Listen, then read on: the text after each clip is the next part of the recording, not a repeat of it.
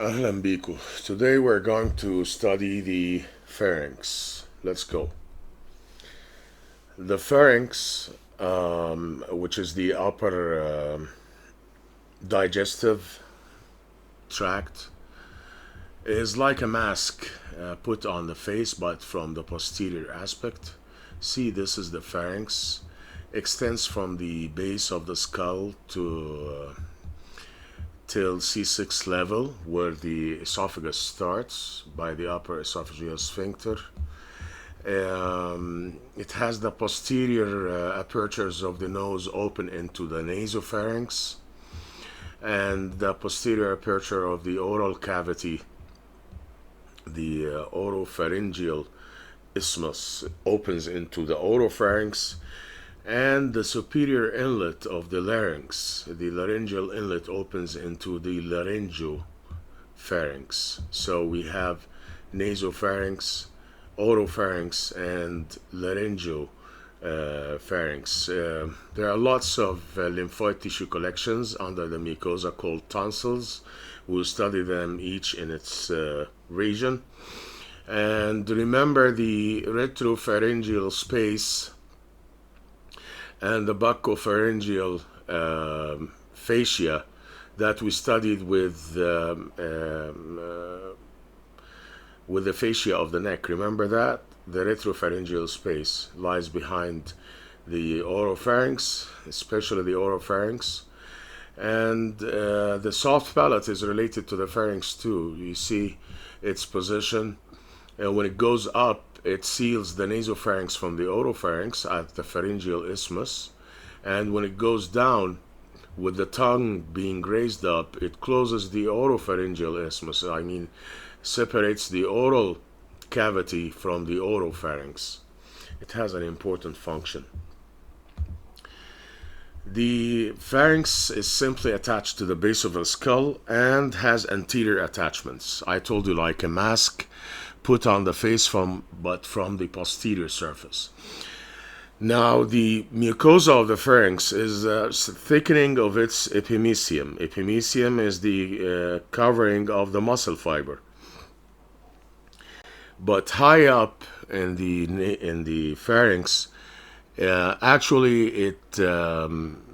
it exceeds the superior constrictor, which is the upper muscular limit of the pharynx. So high up in the pharynx, we will get walls made up of fascia only, of a membrane actually, called the pharyngeo-basilar membrane or fascia. It's simple thickening of the mucosa that outlengthed the muscular pharynx and attaches itself to the base of the skull. See the line of attachment comes from the base of the high up from the base of pterygoid, medial pterygoid plate, across the eustachian tube or the pharyngotympanic tube to the petrous part of temporal bone, and to the base of the occiput, where it meets the other half in the pharyngeal tubercle. Remember this, the pharyngeal tubercle that holds the pharyngeo-basilar fascia, the upper limit of the pharynx. Note that the pharyngotympanic tubes pierce that fascia to open actually into the nasopharynx. Now, why do we have fascia only for the nasopharynx? Because we want the nasopharynx to stay open, never closes, because this is the upper airway as well, which is very important. So we can't have muscles there. It's only the membrane or fascia to make sure that this area of the pharynx or airway is always open. Remember this and don't get confused. Superior constrictor muscle is not the highest part of the pharynx. Okay? And remember that the pharyngotympanic tubes opens into it. See, this is the pharyngeo-basilar fascia here, behind the choana of the nose, that forms the walls of the nasopharynx. And then we get the superior constrictor muscles. We will talk about the muscles individually, but now let's take a look at the anterior attachments. Its vertical line of attachments starts high up with a band of ligament, connective tissue ligament, between the hamulus of the medial lower end of the medial plate of the pterygoid that goes down and attaches itself right behind the third molar in a rough area there. This is the pterygomandibular raphe. You can't figure out the names. Pterygomandibular raphe that gives attachment to the superior constrictor, as well as a muscle that goes anterior. It's the buccinator that forms the cheek. It's the cheek muscle. When you go down between the tip of the styloid process and the lesser corneo or lesser horn of the hyoid bone, we will get the stylohyoid ligament. Stylohyoid ligament is a lower vertical line attachment for the pharynx. Then when you go down, you will get the thyroid cartilage. This is the thyroid lamina. These are the superior and inferior tubercles of the thyroid lamina that have a ridge between them called the oblique line. This oblique line gives origin to the lower part of the pharynx, as well as condensation of connective tissue that arches over the cricothyroid and down to the cricoid cartilage, where you get the rest of the attachment. And all the muscles go back, meet the other part, the other half, in a midline raphe. But remember this: for the inferior constrictor, which is composed of two parts, thyropharyngeus and cricopharyngeus, there is no raphe in the area of cricopharyngeus, because actually the cricopharyngeus is itself the upper esophageal sphincter. Please keep that in mind. So we've learned about the anterior attachments. They go back and insert themselves into the midline raphe.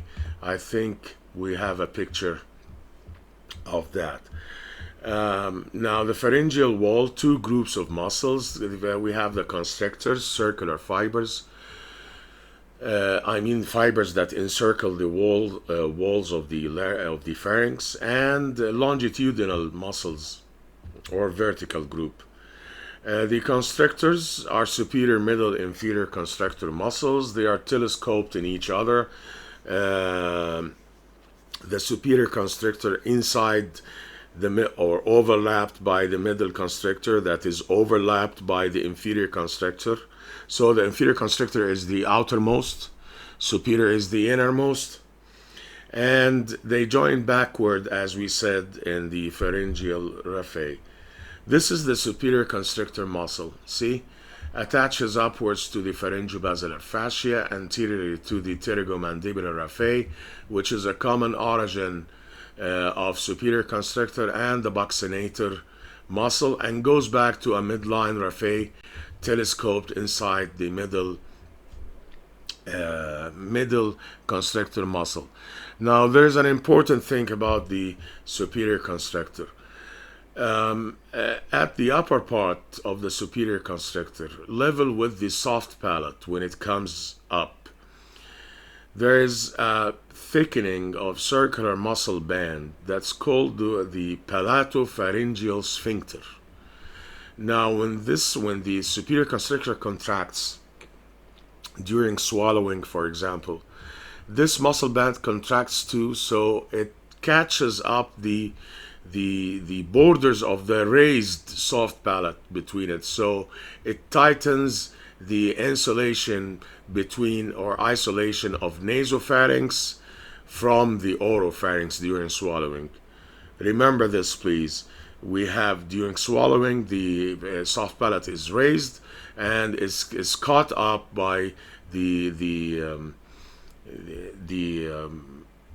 margin or eminence that is formed by the palatopharyngeal sphincter fibers in the superior constrictor. This is, as we said, closes or isolates the nasopharynx from the oropharynx.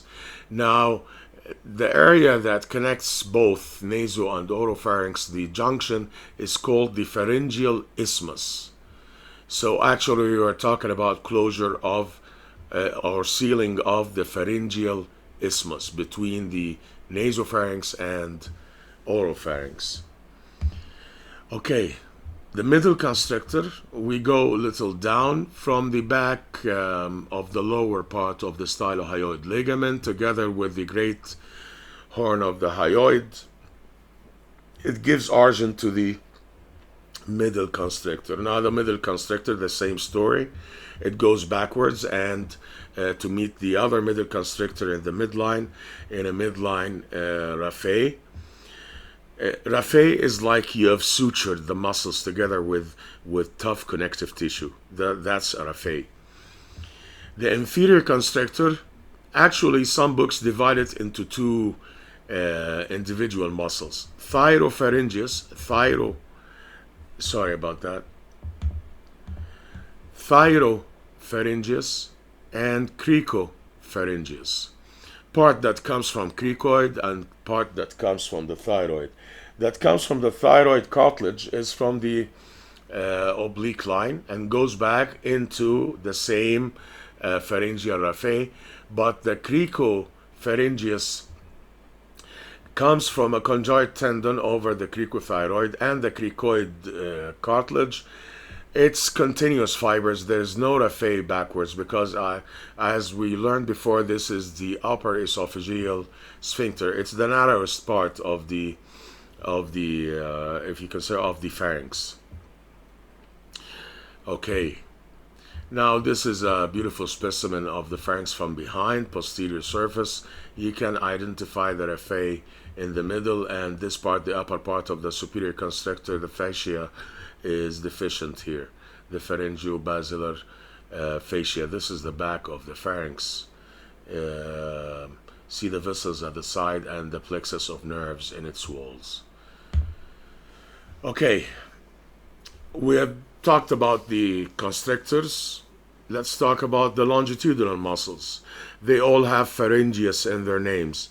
Stylopharyngeus, palatopharyngeus, and salpingopharyngeus. Now, this is the stylopharyngeus. See, it comes from the upper part of the medial surface of the styloid process and descends and goes through the aperture we're going to talk about, I mean between the superior and middle constrictors, to fade in the walls of the pharynx. Of course, with its course, it elevates. Actually, all the longitudinal muscles elevate the pharynx. Why? To bring it over a bolus of food, to push it down in the esophagus. So they raise the pharynx, the stylopharyngeus. Stylopharyngeus is unique that unlike other pharyngeal muscles, it's supplied by the stylopharyngeus nerve that is related to its inferior border. Actually, the stylopharyngeal nerve, the glossopharyngeal nerve, descends along the posterior surface of the muscle, the glossopharyngeal nerve, the ninth cranial nerve, and crosses medially below its lower border and supplies it. So that's why it's different. Now, the palatopharyngeus comes from the soft palate, actually from the superior surface of the soft palate by two laminae. We will learn about it with the palate in the oral cavity, and comes down and fades with the wall of the pharynx, as you see. As it goes down, it raises a mucosal fold. It's a very important fold called the palatopharyngeal fold. This is the posterior fold behind the palatine tonsils. It's a landmark for the palatine tonsils where you can see the folds and you expect the tonsils to be at the sides right in front of them. And the tonsillar fossa. Palatopharyngeus. Of course, the palatopharyngeus raises the fold, and when the two folds raise, I mean the right and left ones, they go toward the midline, so they rather close the oral cavity from the oropharynx. with the upper movement of the tongue, and it depresses the palate, soft palate, so to complete the closure of the isolation, of the oral cavity from the oropharynx.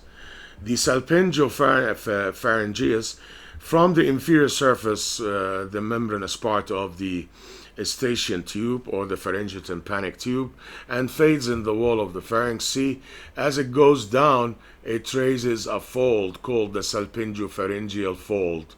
It's a feature of the nasopharynx. These are the longitudinal muscles. By the way, because it's attached to the tube, so add to its function. Of course, it can't raise the pharynx by itself, but the important function here that it opens the tube, the pharyngeal tympanic tube. The fascia, we have talked about this in details before. We remember the pretracheal fascia that form the buccopharyngeal fascia at the back, and of course today we've studied the pharyngobasilar fascia, which is the upward limit of the upward end of the nasopharynx, or the pharynx in general. It's normal to find, actually this is normal anatomy, to find gaps. It's logic to allow for structures to pass through to supply inside the structures, like the tongue, for example, and the oral cavity. So we have gaps in the walls. These are important multiple choice question issues, by the way, the gaps in the pharyngeal wall. Now, through the membrane, the pharyngobasilar fascia, we have two muscles, the tensor veli palatini and the levator veli palatini, levator being the posterior medial one, and the tensor veli palatini is the anterior lateral one to the eustachian tube. The tensor veli palatini actually descends from the base of skull and turns medially around the hamulus to expand into aponeurosis to form the soft palate. The soft palate itself is the tendon of the tensor veli palatini. By doing this, it pierces the origin of the buccinator. The levator veli palatini, right above the superior constrictor,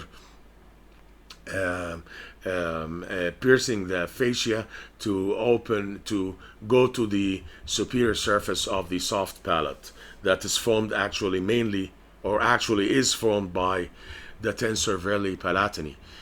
Ascending palatine vessels may pass actually through this aperture through this area too. So these are the structures that pass above the superior constrictor. Remember the two palate muscles, the levator veli palatini and the tensor veli palatini, and the eustachian tube itself. And if you can remember the ascending palatine vessels, that would be great. Now, this area between the lower border of the superior constrictor, the upper border of the middle constrictor, and the posterior border of mylohyoid, this is actually called the oropharyngeal aperture. It's a wide aperture. Many structures pass through there, like the stylopharyngeus, styloglossus, glossopharyngeal nerve, pharyngeal branch of vagus, and structures going to the tongue, like the hyoglossus, like with the hypoglossal nerve and the lingual nerves on the lateral surface, with the lingual vessels on the medial surface of the hyoglossus. They all pass through this big gap aperture to reach target destinations inside. Of course, it's the oral cavity. So remember that it's between the superior and middle and the back border of the mylohyoid muscle. Gap between the middle and inferior, actually it's occupied by the thyrohyoid muscle and the thyrohyoid membrane. And we've talked about, we mentioned an aperture before, maybe we will discuss it in details with the larynx. Now, the superior laryngeal vessels and internal laryngeal nerve pass through this membrane, so through this gap to reach or to supply the inside of the larynx. Below the inferior constrictor, we have another gap to allow for the passage of the recurrent laryngeal nerve and the inferior laryngeal artery. So that here we have the superior laryngeal vessels, here we have the inferior laryngeal vessels and the recurrent laryngeal nerve. Vessel and the nerve, vessel and the nerve. Don't forget that. By the way, there's about 20 MCQ questions in this area, in the subject of gaps between in the muscle wall of the pharynx. Please, this is an important issue. Okay, let's study regions. Where the pharynx is divided into naso, oro, and laryngopharynx. This is the nasopharynx. Extends from the base of the skull. Actually, the ceiling is made by the sphenoid bone and the basio-occiput. It goes down where the pharyngeal isthmus or the palatopharyngeal sphincter is, level with the soft palate. This is the lower limit of the nasopharynx, where it gets sealed by the soft palate and palatopharyngeal sphincter. Anterior wall, of course, it's open. It's the posterior nasal apertures, the choanae, that opens to the nasal cavity. Now, the walls of the nasopharynx, we've mentioned before, we said before, it's by the pharyngobasilar fascia. Elevation of the soft palate causes the isolation of the nasopharynx from the oropharynx during swallowing, and all over the walls, by the way, of the different regions of the pharynx, not only the nasopharynx, you will find collection of lymphoid tissue, very prominent in the nasopharynx at the ceiling. High up, you will find collection of lymphoid tissue called the pharyngeal tonsil. See the position of this tonsil? It's right behind the choanae. Now, if it enlarged, it will increase in size and go downwards. It may completely seal the upper airway. This is the case of adenoids, or lahmiya. This is the lahmiya. Adenoids and how it obstructs the upper airway. Features of the nasopharynx, lots of features actually. We have the opening of the pharyngotympanic tube. Now it comes from the posterolateral anteromedial direction, so it will pierce the pharyngobasilar fascia. It will raise the mucosa there to make some folds. Now the major fold made by the tube is the turris, called the turris tubarius. It's a mucosal fold related to the edge of the tube. Turris tubarius. What else? The salpingo, remember the salpingo pharyngeus, we said it's attached to the inferior surface of the tube. It raises a fold here, see that? This is called the salpingo pharyngeal fold. What else?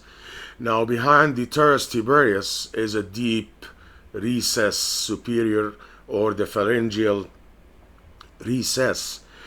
We have another fold that's not present here, but produced by the descent of the levator veli palatini muscle. It's called the turris levatorius. Turris levatorius produced by the there it is, this one, right at the opening of the pharyngotympanic tube. This is the salpingopharyngeal fold, this is the pharyngeal recess, and this is the turris tubarius. This is the turris levatorius produced by the levator palatini actually muscle,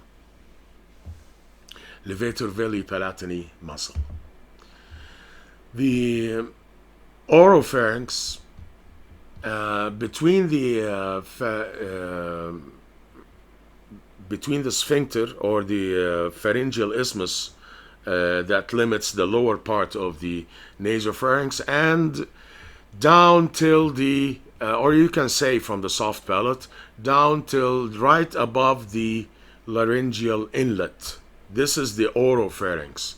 It faces, of course, the back of the oral cavity and, of course, the tongue. It can be isolated from the oral cavity by the descent of the soft palate, by the elevation of the back of the tongue. Actually, the area that limits the oropharynx anteriorly is an arch, is a mucosal elevation called the palatoglossal arch. It's raised, it's a mucosal fold raised by the palatoglossus muscle, and this is the anterior limit of the oropharynx. Beyond that is oral cavity.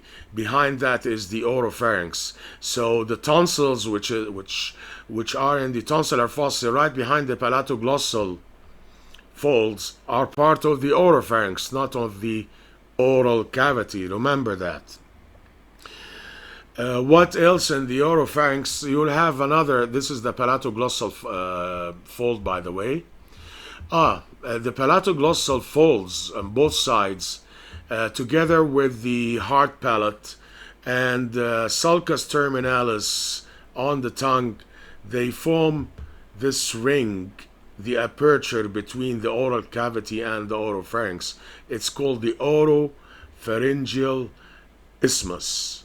Oropharyngeal isthmus. Actually, it's the passage between the oral cavity and the oropharynx, and remember that it's made up by the palatoglossal arch, not the palatopharyngeal arch, because the palatoglossal arch is the anterior limit of oropharynx.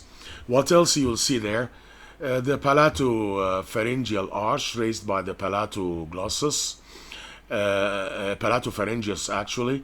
It forms the posterior arch of the pillar of the tonsillar fossa, and between them is the tonsillar fossa. Here you'll find the palatine tonsils resting in their bed in the tonsillar fossa.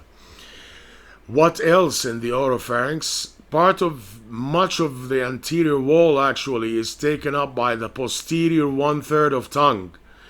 Posterior 1/3 of tongue is a vertical part, and actually under the mucosa there are lots and lots of lymphoid tissue collections to form the lingual tonsil. We will see it in the anterior wall of the oropharynx. See that? This is the back of the tongue here. This is the posterior 1/3, which is vertical, and you can see the collections of lymphoid tissue. This is the lingual tonsil actually, and this is the soft palate. Also in the oropharynx we can see other mucosal folds between the tongue, the posterior 1/3, and the epiglottis. They are formed, these folds, see these folds anterior to the epiglottis, they are formed by ligaments called glossoepiglottic ligaments. We have median glossoepiglottic ligament, lateral glossoepiglottic ligaments. This all to stabilize the base of the tongue, the posterior third of the tongue. Raises folds, glossoepiglottic folds, median and lateral. Now between the folds, these depressions, fossae formed, are called the vallicula. Please remember this, the vallicula, because food and fluids, solids and drinks and fluids come to the area of vallicula and then go to the sides of the larynx in the pyriform fossa, the one you see here, which is part of the anterior wall, the beginning of which is part of the anterior wall of the oropharynx. So don't forget the palatine tonsils with their arches, and don't forget the vallicula with their glossoepiglottic folds, and that is because this is the this is how the food and drinks go, or split to go to the sides of the larynx. You can see it here, and this is the lingual tonsils here. This is a beautiful specimen. Okay, Palatine tonsils, actually a collection of lymphoid tissue. We said it's in the tonsillar bed, tonsillar fossa between the two arches, pillars of the arch, of the fosses, sorry, two pillars of the fosses. They are called the fosses. They are called the fosses. Lewis. At the sides, the landmark to find them is by detecting the posterior palatopharyngeal arch, which is more prominent, and right anterior to it and to the sides are the palatine tonsils. Now you can see here the palatine tonsil, collection of lymphoid tissue within a hemicapsule, not a complete capsule. Actually, this surface free of connective tissue capsule is the one directed to the oropharynx. This is what receives the outer environment, and that's why it gets inflamed frequently. Now the surface is characterized by crypts, tonsillar crypts, where any ingested substance passes through the crypts and the lymphoid tissue works on it for antigens and antibodies and such. Now, deep to of course, the hemicapsule is towards the lateral surface, which is the wall of the pharynx, the tonsillar bed. A big vein forms behind the hemicapsule. It's called the paratonsillar vein, and it is the source of breathing in tonsillectomies في عمليات اللوز. هو ده سبب النزيف. Paratonsillar vein. Don't forget that. Okay, the piriform fossa, we said it's part of the larynx actually, but continuation of the vallicula. It goes down at the sides of the larynx proper, laryngeal cavity. Medially, there is the vestibular or quadrangular membrane and the aryepiglottic folds. Laterally is the thyroid cartilage and the thyrohyoid membrane, so it's all this space actually. Piercing, entering the fossa from lateral to medial through the wall. Remember the superior laryngeal vessels and the internal laryngeal nerve, they go through there to supply the larynx. And remember also about this, it's famous MCQ that one of the options is it's traversed by food and liquid. And actually it's common site for impaction of foreign bodies like fish bones. شوكة السمك تتحشر هنا كتير. This is a common site in piriform recess. Please put that in mind. Okay, if you have food in your mouth and or liquid and you want to hold it from swallowing, you must close the oropharyngeal isthmus, right? How do you close that? By depressing the soft palate, by moving the arches towards the midline, and by raising the back of the tongue, posterior 1/3 of the tongue.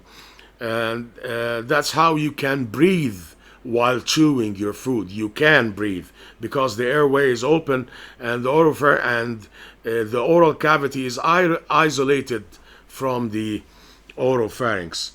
Now, in the case of swallowing, what happens is you, as we said, elevate the pharynx, but elevate the larynx as well.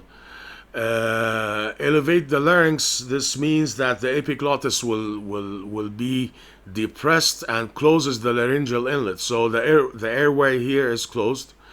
And while raising the soft palate, you're closing the pharyngeal isthmus as well, together with the palatopharyngeal sphincter.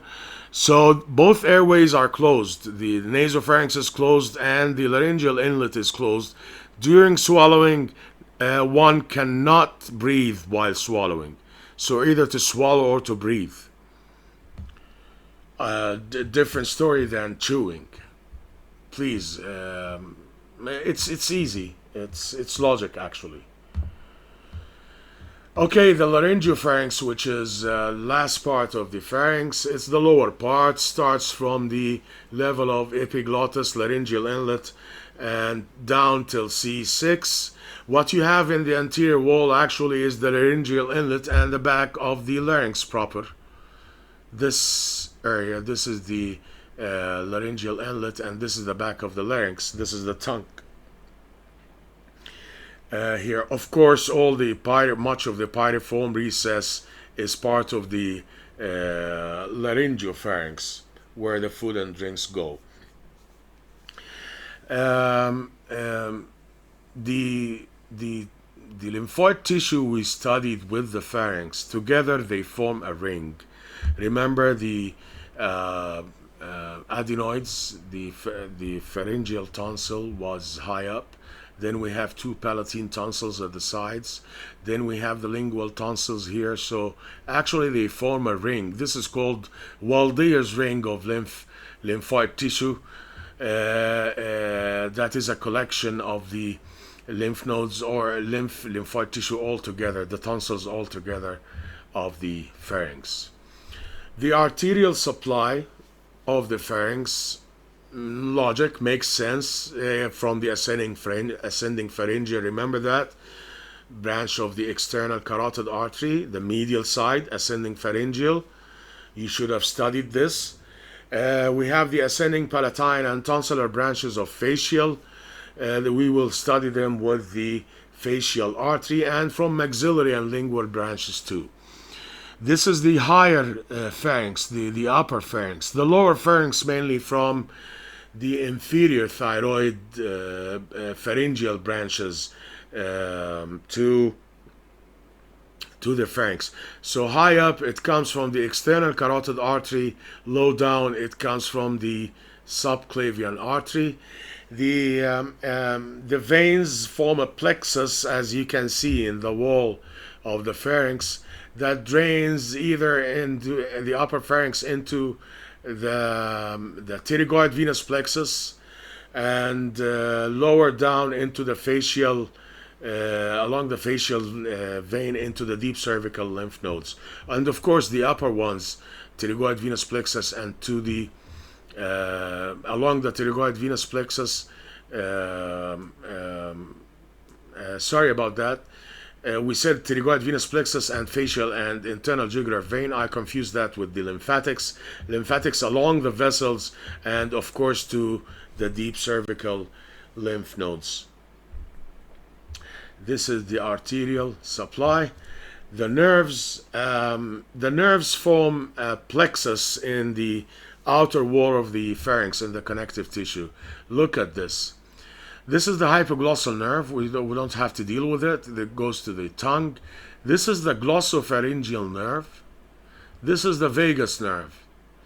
Now see how they give branches to the pharynx. We have the pharyngeal branch of the pharyngeal branches of the glossopharyngeal.